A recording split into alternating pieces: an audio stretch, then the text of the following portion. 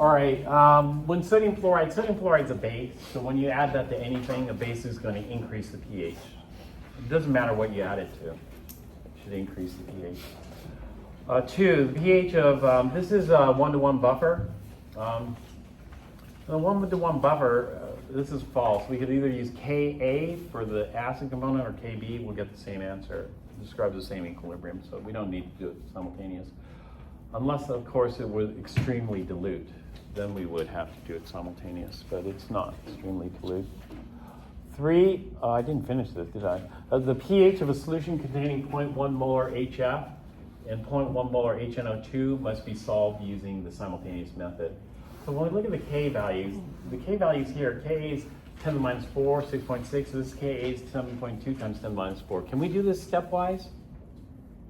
Which step would you do first? We do the larger K, which is going to be this one, but when you look at step 2, and so these are kind of equivalent, and so this would have to be solved simultaneous. 4, a buffer with a pH equal to pKa plus 1.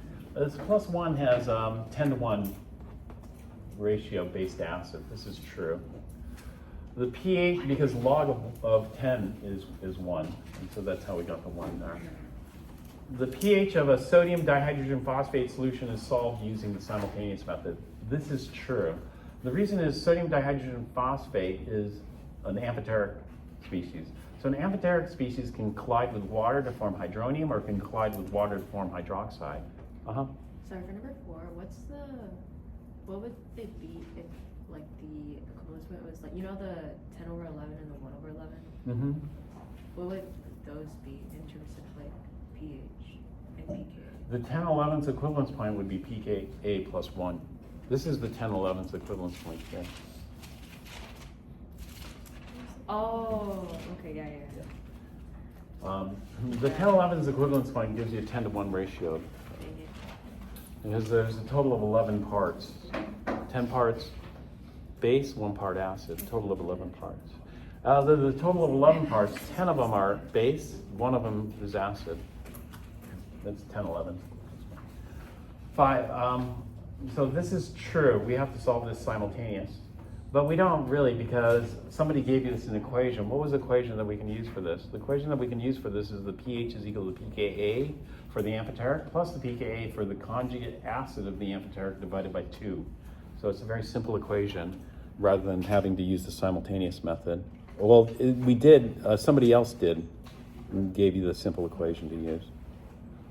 6, when HCl is titrated with sodium hydroxide, the equivalence point pH is, the salt we form is sodium chloride and water. Sodium chloride is pH 7, so A is the correct answer. 7, a solution of 0.1 molar HCl and 0.1 molar acetic acid can be solved stepwise. That's true. In fact, when we have strong acid, weak acid mixture, we often ignore the weak acid because of the common ion effect, and weak acids have a small K, and so most of the time, if we're only interested in pH, we just look at the strong acid and completely ignore the weak acid in Kw.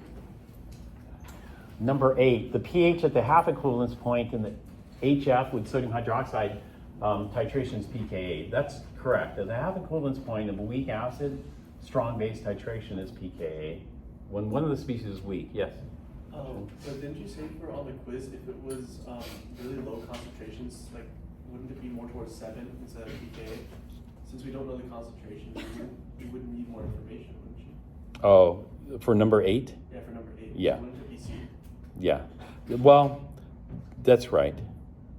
I think I said that, didn't I, on the quiz?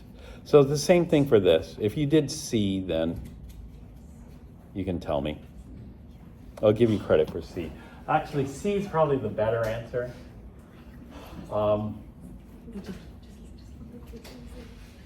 More information required.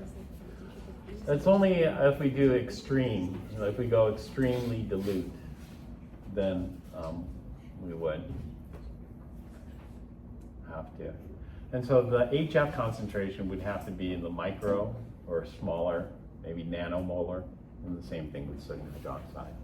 But if you do a titration like that, you know, it could be argued the other way. When you do a titration, you have to have an indicator that indicates the endpoint. This wouldn't be a titration. This would be like a failed titration. It wouldn't work as a titration. Yeah, just basing it off of the information you told us on the quiz. Yeah, that's fine. I'll accept that. 9. In the titration buffer region, a base to acid ratio of 1 to 10 means what fraction of the original acid was neutralized? C, 111. 1 part out of 11 parts, so a total of 11 parts, so you added up 1 part base, 10 parts acid, so 11 parts. So 1 out of 11 parts was converted to base. And so we start off with 11 parts of acid. There are other ways of doing this. This is the way I do it. The book uses the X. They call this X over 1 minus X. Are you familiar with that? You look at it in the book. Or that's the book. Other books will do it by volume. Let's say it took 10 milliliters. And so what they'll do is they'll do here X over 10 minus X rather than 1 minus X because it took 10 milliliters. So if you use a full 10 milliliters, then you've neutralized all of it, kind of thing. Okay, going on here. A weak diprotic acid requires 40 milliliters of base to reach the second equivalence point. So at 30 milliliters would be the pKa2. So half the second equivalence point.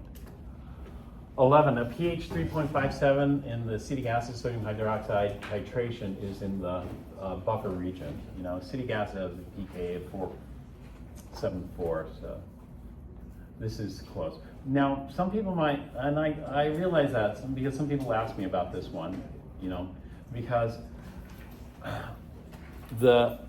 we have the optimum pH of a buffer. The optimum pH is the pKa, and then we have the buffer range. The buffer range for acetic acid sodium acetate buffer is between 374 and 574. And so this falls outside that range. However, this is going to just be a lopsided buffer. And so what we're going to have is a lopsided. It's, you know, it's going to be a 1 to 10 ratio, between a 1 to 10 and 1 to 100 ratio of base to acid. And so it's somewhere in there. But we still call it a buffer, just not a very practical buffer, a lopsided buffer. It's only when we get to the extremes being right at the initial and right at the equivalence point, will we worry about it not being it. But in this case, that's the best answer, so just select the best answer. 12, a pH of 10.5 is in the excess base region. That's quite high pH. A weak acid required 38.32 milliliters of sodium hydroxide to reach the equivalence point. The 10/11 equivalence point is at what? So the 11th equivalence point is 38.32. So 10/11 of 38.32 is 34.84. 14, titration of nitrous acid with ammonia can be solved stepwise. That's false. Nitrous acid, weak acid, ammonia, weak base. We need to solve this using the simultaneous method.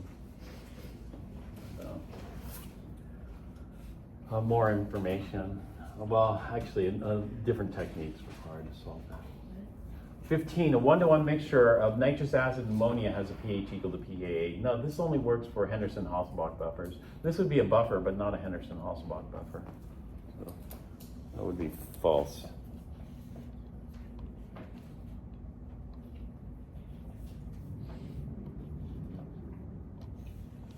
So normally with an amphoteric, we have to solve this simultaneous.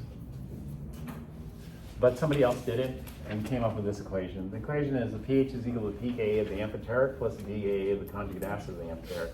So the amphoteric is HPO4 2 minus. The conjugate acid of the amphoteric is H2PO4 minus. And so the pKa of HPO4 2 minus is actually this one, 1238. The last one, because this is in sequence here. And the pKa of H2PO4 minus is 7.20. So it's just 1238 plus 7.20 divided by 2, which gives us 979. The pH of the 17. Calculate the pH of a solution formed by titration. All right, so the first one is at the equivalence point. Some people have this as the half equivalence point, but it's not the half equivalence point. We have 10 milliliters of 0.100 molar acid. We add an equal amount of base, 10 milliliters of 0.100. That's the equivalence point, not the half equivalence point. If it's at the equivalence point, then we can do our solution dilution. It's a 1 to 2 dilution, so 0.0500, 0.0500. Then we do step 1, take the strongest acid, acetic acid, and the strongest base, sodium hydroxide. K for this is very, very large. And this is stoichiometric. This is at the equal amount, so they'll both go to 0, and then we're left with a weak base solution. So step 2, we just do Kb for the weak base. Kb for the weak base, we have to figure out what the Kb is, and that is, we'll take the pKa. A lot of people use the Ka for this. You can't use the Ka for a Kb equation. You have to use the Kb for the Kb equation and the Ka for Ka equation. This is Kb is base plus water yields hydroxide here. And so calculating Kb, I get 5.49 times 10 minus 10. And then this is just like a chapter 17 calculation. But, chapter 17 was a while ago, so we did the hydroxide. Here, I'm not going to worry about Kw. I mean, it's 10 to the minus 6. I'd worry about Kw if it were like smaller, a lot smaller, 10 to the minus 8, something like that. And so we'll get our X here, and then do a K check. K checks out, and then assume all the hydroxide comes from this. Kw is negligible, and we get a pOH of 528 and a pH of 872. That's the pH at the equivalence point there. All right, then B.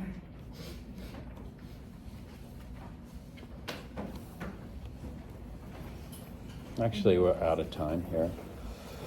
I didn't quite finish this, but I'll just post the key on Canvas if you want to see it. And then you can go through it. If you have any questions on it, you can ask me. And then for that particular problem on the titration, if you wrote C, I'll give you credit for that. Just let me know.